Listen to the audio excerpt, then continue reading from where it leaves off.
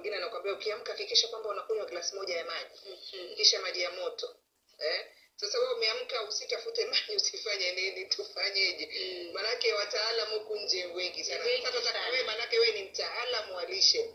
Tunywe maji kiasi gani ama tusinywe maji mpaka baada ya mazoezi watu wafanye nini? Na maji yenyewe yawe moto, room temperature ama ya kawaida? Okay, maji ni muhimu kunywa maji, lakini advice yangu na ile huwa najua ina benefit kunywa maji wakati mwili wako inahitaji maji.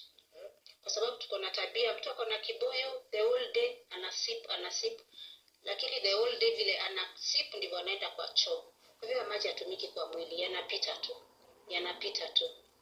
Kwa hivyo huwa hii ya 2 liters per day is just a recommendation.